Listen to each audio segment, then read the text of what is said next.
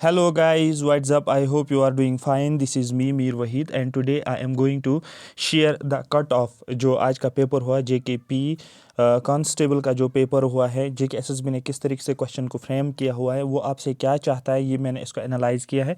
मैंने इस पेपर को ध्यान से देखा है, सारे 100 क्वेश्चंस को मैंने देखा है और पता चला कि JK SSB या जो भी ये बोर्ड पेपर बनाता है, जो भी एजेंसी पेपर बनाते हैं, ये आपसे क्या डिमांड करती है। और पिछले पेपर्स को भी मैंने देखा था कि ये किस डायरेक्शन में जा रहे हैं, डिफ़िकल्टी लेवल ये कितना बढ़ा रहे हैं और आपसे क्या चाहते हैं और आपकी प्रिपरेशन किस डायरेक्शन किस तरीके से अब होनी चाहिए एज़ कम्पेयर टू जो आप पढ़ रहे हो। उसके अलावा आपको क्या चीज़ें ध्यान में रखें जिससे आपका स्कोर बढ़ जाएगा, वो मैं इसमें बताऊँगा।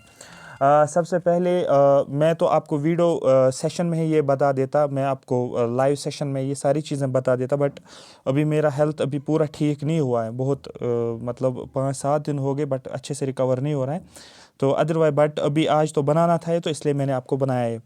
देखो, सबसे पहला जो ये सेशन मैं बना रहा हूँ, ये सेशन जो है, जो भी आप आगे JKSI का एग्ज़ाम देने वाले हो या आप NT का एग्ज़ाम देने वाले या JK SSB का कोई भी आपका एग्ज़ाम आगे आने वाला है, उसको ध्यान में रख कर ये मैं आपको बता रहा हूँ आपको करना क्या चाहिए।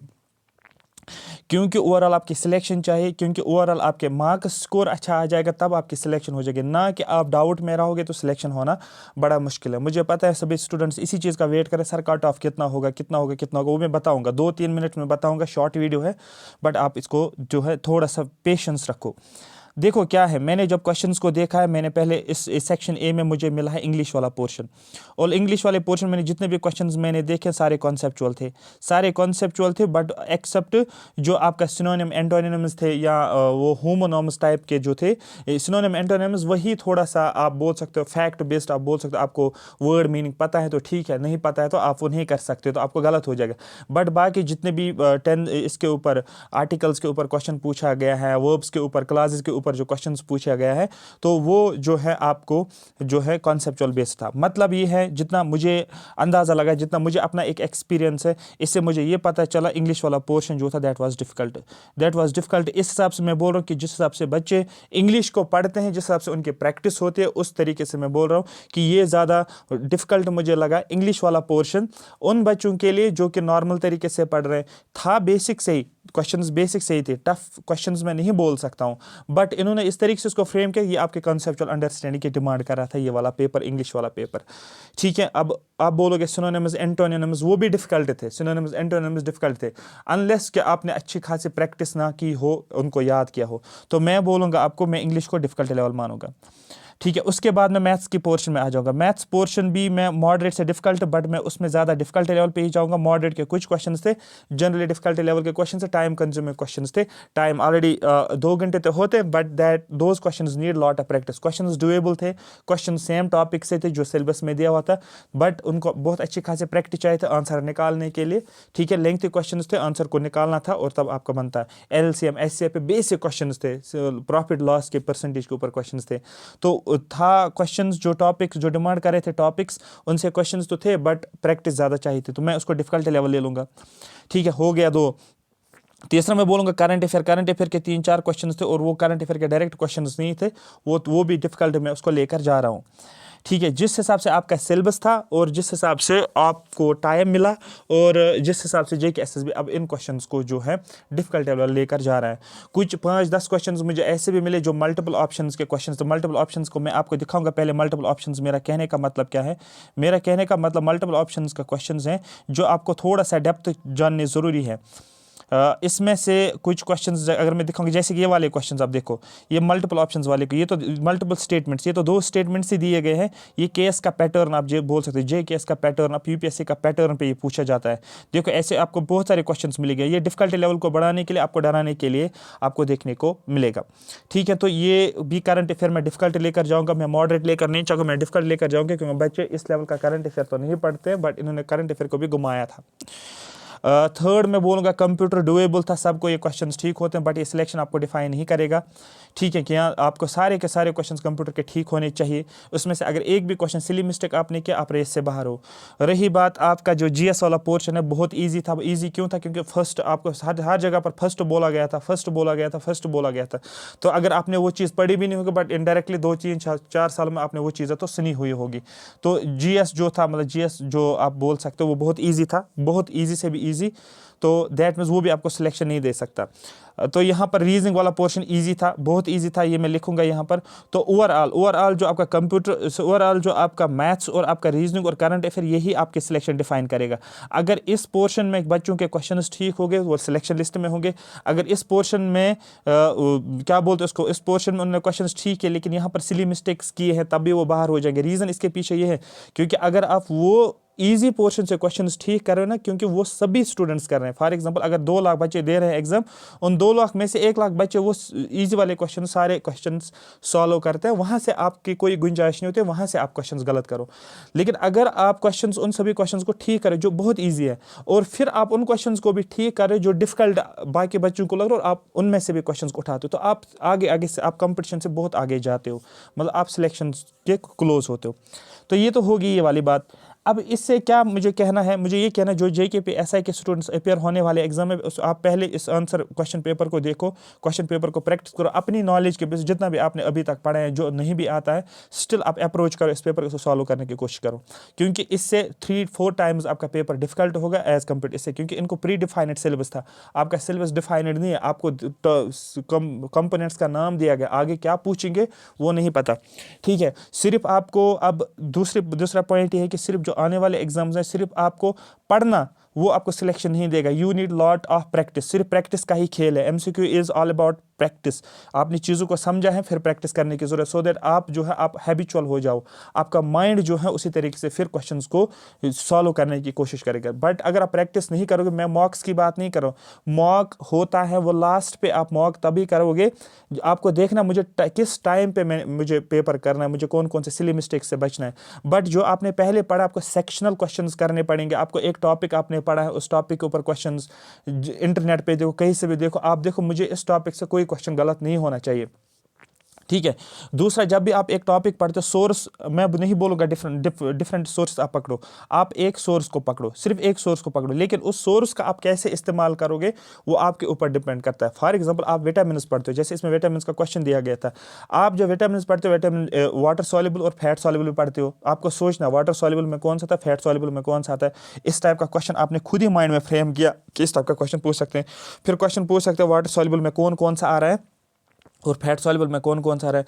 फिर आपको क्वेश्चन पूछा जाएगा विटामिन बी कॉम्प्लेक्स में कौन कौन से विटामिन आ रहे हैं, तो आपने लिखा B1 B2 B5 B6 B7 B9 B12, आपने ये लिखा। फिर आपको ये भी माइंड में रखना है कि कितने हैं B1 कॉम्प्लेक्स, बी कॉम्प्लेक्स में कितने विटामिन है, तो नंबर क्या है। दैट मीन्स ये चीज़ें जो होते हैं इसको आप एक्स्ट्रा बोलते हैं, एक्स्ट्रा एफर्ट, मतलब आपने उस मटेरियल को कैसे यूज़ किया है। मतलब आपके पास भी वही बुक है, दूसरे स्टूडेंट के पास भी वही बुक है, तीसरे के पास वही बुक है, बट आप उस कंटेंट को किस तरीके से मॉडिफाई करते हो, खुद आप उसको कैसे चेंज करके क्वेश्चन फ्रेम करते हो अपने माइंड में। मतलब जब आप नोट मेकिंग करते हो, आप किस तरीके से उन क्वेश्चंस को जो है क्वेश्चन, मैं तो नहीं बोलूँगा क्वेश्चंस आप बना लो, क्वेश्चन तो माइंड में आपने बना ले, बट जब आप नोट बनाते हो आप किस तरीके से उसको राइट डाउन करो कि हाँ इस तरीके का भी क्वेश्चन पूछ सकते हैं। या आपको इस तरीके से फैट सॉल्युबल विटामिन कितने हैं, water soluble vitamin A D E and K, ये तो 4 हैं, ये वाटर सॉल्युबल तो फैट सॉल्युबल तो है, लेकिन कितने हैं, आप बोलोगे 4, इस तरीके से भी क्वेश्चन पूछ सकते हैं। समझ आ रहे हैं? मतलब आपको एक ही सोर्स पकड़ना है बट उसको डिफरेंट तरीके से करना, वो सिर्फ और सिर्फ आपको हो जाएगा पहले कंटेंट पढ़ना है, फिर एमसीक्यू। जितना एमसीक्यू करोगे उतने आपके सिलेक्शन। ये मैं आपको पर्सनल बात एक बोल रहा हूँ, क्योंकि सिर्फ पढ़ने से सिलेक्शन नहीं होते, सिर्फ लेक्चर देखने से सिलेक्शन नहीं होते, सिर्फ मॉक देने से सिलेक्शन नहीं होते। क्यों? क्योंकि मॉक आप उस तरीके से नहीं दे रहे हो जिस तरीके से आपको देखना। आपको मॉक देना है, मैं किस सब्जेक्ट में कमजोर हूँ, आपको मॉक इसलिए देना है क्योंकि मॉक के क्वेश्चन तो रिपीट नहीं होगा। सपोज आप 20 मॉक देते हो, 20 मॉक में से 5 या 6 क्वेश्चन रिपीट हो रहे हैं, तो वो उस हिसाब से आपको नहीं देखना है कि मॉक में दे दूंगा तो उसी के क्वेश्चन आएंगे, नहीं। मॉक आपको देखना है कि मैं मॉक वाले ने जो क्वेश्चन पूछा क्या मैं उन क्वेश्चंस को कर पा रहा हूँ, इस टॉपिक से मेरे क्वेश्चंस बन रहे हैं या नहीं बन रहे हैं। तो ये एक इंपॉर्टेंट मैसेज है जो मैं यहाँ पर आपको बोल रहा हूँ। इवन कि मैं तो ये बोलूँगा आप एक सब्जेक्ट उठा लो और आपने अगर वो सब्जेक्ट पढ़ा है आप उसके MCQs उठा लो। फिर सपोज आपने 50 MCQs उठा लिए, आप 50 MCQs को करो, आप सिर्फ 50 MCQs को टिक नहीं करो। जैसे कि ये MCQ दिया गया है, देखो देखो मैं आपको दिखाऊंगा आपको ये क्या अप्लाई करना है। आप देखो देखो जहां पर जैसे यहां पर पूछा गया कि गवर्नमेंट स्ट्रेटजी रिगार्डिंग एक्सपोर्टर्स और इंपोर्टर्स क्या है, गवर्नमेंट की स्ट्रेटजी की बात कर रहा है। जैसे गवर्नमेंट आपको पता है गवर्नमेंट फिजिकल के साथ रिलेट होता है, आप करो फिजिकल, ये तो आपको पता है क्वेश्चन, ठीक है। अब आप बोलोगे एग्जामिनर क्या कर सकता है इसके ऊपर, दैट इज आपको क्या करना है, या तो आप नेट पे जाओगे आप लिखोगे what is commercial policy, net पे जाओगे what is monetary policy, what is physical policy, what is finance policy. आप जो आपका मॉक टेस्ट होगा या जिस MCQ को प्रैक्टिस करोगे आप उस MCQ प्रैक्टिस बुक पे ही आपको लिखना पड़ेगा, मतलब आपके लिए वही सारा कुछ होगा। अब आप क्या करें, नेट पे देखा आपने, या अगर सपोज मैं आपको MCQs कर रहा हूं, मैं आपको बोलूं कमर्शियल पॉलिसी कि आपको लिखना है, मतलब अब आपको MCQs के ऊपर लिखना पड़ेगा। जो स्पेस होती है साइड में आपको उसके ऊपर लिखना है, वही आपका सोर्स रहेगा, वही आपका रिवीजन रहेगा, क्योंकि आपने बुक्स को पढ़ा है, आपने क्लास को देखा है। तो अब आप MCQs के ऊपर दैट मींस आप ये 4 टॉपिक्स को कवर करते हो, ये वाला पोर्शन आपको सिलेक्शन देगा। एक और मैं यहाँ पर एक आपको बताऊंगा, जैसे कि यहाँ पर लिखा गया है, कहाँ गया ये, इंडस वाटर ट्रीटी लिखा गया है। अब आप यहाँ पर क्या लिखोगे, इंडस वाटर ट्रीटी आपने पढ़ा है सर, इंडस वाटर ट्रीटी जो है 1960 में हुआ है, तो हो गया एक।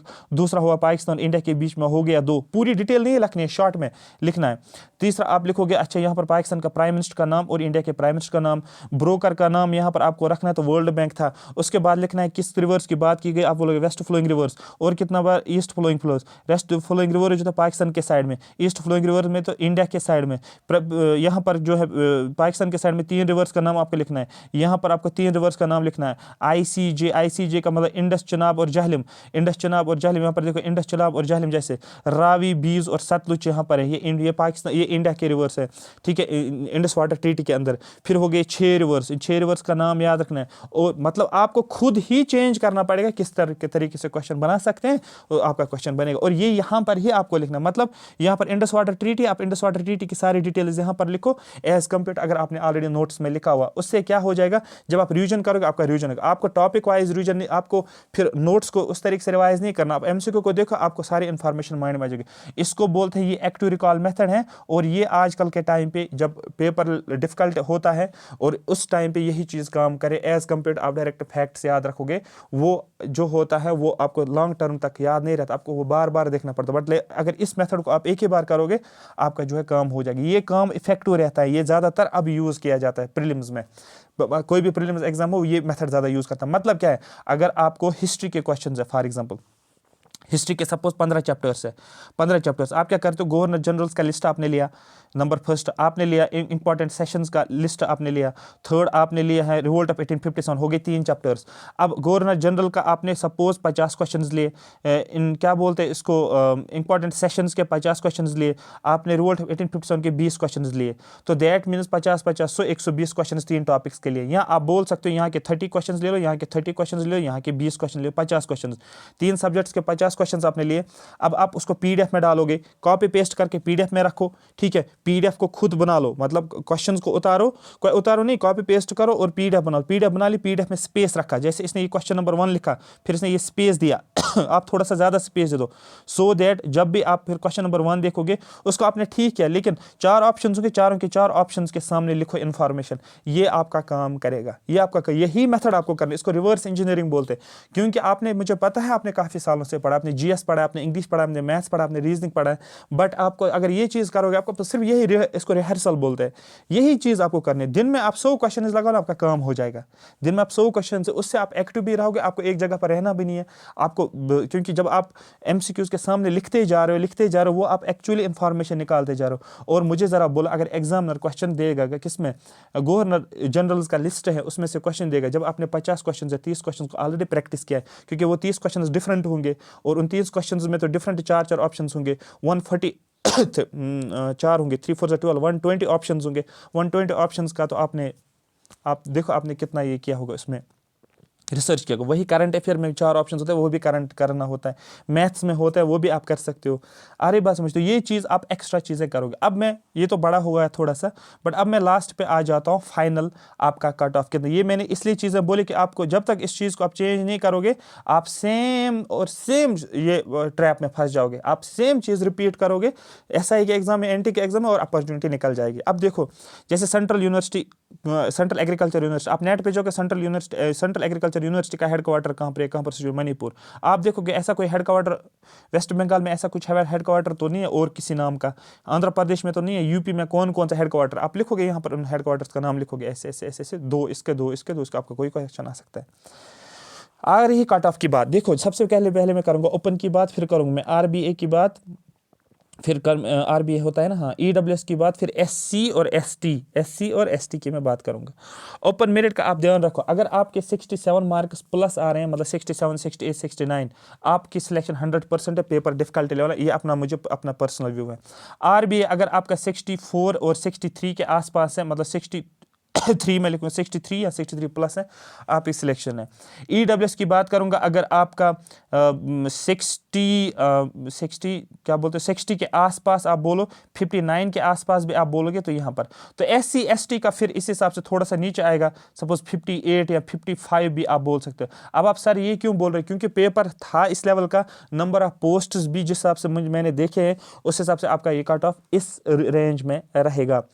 पेपर इजी नहीं था, क्योंकि जो इजी क्वेश्चंस थे वो सब करते, वो 10-20 क्वेश्चंस थे, उससे सिलेक्शन तो होगी नहीं, ठीक है। तो जिसके भी 70 बन रहे, 80 बन रहे, तो वो ऑलरेडी अच्छा स्कोर है, आपको रनिंग कर लेनी चाहिए। बट आगे आपको क्या करना, आपने इतनी मेहनत की और स्टिल आपको 80 क्वेश्चन से 90 क्वेश्चंस नहीं बन रहे, सब कुछ पढ़ा है आपने सिलेबस के हिसाब से, क्वेश्चंस नहीं बन रहे, मतलब एग्जामिनर और कुछ चाहता है, मतलब आपको उससे एक्स्ट्रा भी थोड़ा सा चीज़ों को समझने की ज़रूरत है। करंट अफेयर को JKP SI में आप इग्नोर नहीं कर सकते, क्योंकि अभी अगर इसमें 4 या 5 क्वेश्चन करंट अफेयर के दिए हैं, और यही करंट अफेयर ये आगे बढ़ा भी सकते हैं, 10 भी दे सकते हैं, और वो आपकी सिलेक्शन को डिटरमाइन करेगा। Thank you so much for watching में। फिर से मैं रिपीट कर रहा हूँ, ओपन का कट ऑफ 67 प्लस, 67, 68, 69 कितना भी होगा फिर, बट 67 तक आप माइंड में रखो। RBA जो होता है 67 से नीचे आएगा, 63 से चल कर। EWS जो होता है RBA से कम ही आ जाता है, और SC ST तो आपको SC की मैं बात कर रहा हूँ 58 के आसपास, और ST 55 भी जा सकता है। ये 100 आउट ऑफ 100 की मैं बात कर, अगर 120 होता तो उस हिसाब से मैं बोलता। नंबर ऑफ पोस्ट को लेकर पेपर का डिफिकल्टी लेवल, क्योंकि मुझे पेपर तो अपने तरीके से डिफिकल्ट लगा। देखो इजी और डिफिकल्ट में फ़र्क क्या होता है, इजी वो होता है अगर मोर देन 50% पेपर जो होता है ना, वो डूएबल होता है, ईजिली बच्चे करते हैं। 100 में से 50 क्वेश्चन आप इजीली करते हो, बगैर विदाउट एनी एफर्ट्स डायरेक्ट आप करते हो, वो इजी कैटेगरी में आता है। लेकिन अगर 50% से कम क्वेश्चंस आपके इजी में आ रहे हैं, मतलब आप उसको 50 क्वेश्चन से कम आप क्वेश्चंस कर पाते हो जल्दी एक ही राउंड में, तो वो उस लेवल का बनता है। लेकिन यहाँ पर वो चीज़ें नहीं हो रही, यहाँ पर 50 से कम क्वेश्चन है जो आप इजीली डूएबल आप कर सकते थे। आपको एफर्ट्स लगाने पड़ेंगे बाकी क्वेश्चन को करने के लिए, थोड़ा सा दिमाग भी लगेगा। मैथ्स और इंग्लिश में तो पूरा जोर लगाना पड़ेगा आपको क्योंकि कॉन्सेप्चुअल था, और आप उस तरीके से जनरली बच्चे तैयार नहीं करते विद। और टाइम की अगर बात करेंगे, टाइम गैप भी बच्चों को, और एक तो कम तो मैं नहीं बोलूँगा, बट आप इसी कन्फ्यूजन में रहे कि होगा पोस्टपोन, फाइनल एग्जाम हो गया, उसकी वजह से भी प्रेपरेशन में जो है बड़ा ये प्रॉब्लम आ जाता है। तो ओवरऑल मेरा पॉइंट ऑफ व्यू ये है, इसका ये कट ऑफ रहेगा। तो आई होप आप सबका ऐसा स्कोर हो कि 67 या 70 या 80 के ऊपर हो, तो बहुत अच्छी बात है।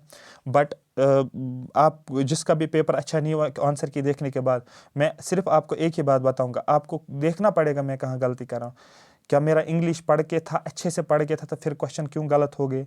क्या मैंने इंग्लिश नहीं पढ़ा और आप परेशान हो रहे हो, तो वो कोई ठीक नहीं है। कि अगर आप परेशान हो रहे हो इंग्लिश पढ़ने के बाद, आपने नहीं पढ़ा और आप परेशान हो जाओ मेरा पेपर अच्छा क्यों नहीं हुआ। परेशान वही हो जाएगा जिसने बहुत मेहनत की और अच्छे से मेहनत की होती है, उसको टेंशन होने की, वो लेता है टेंशन, वो देखता है मैंने कहाँ गलती की।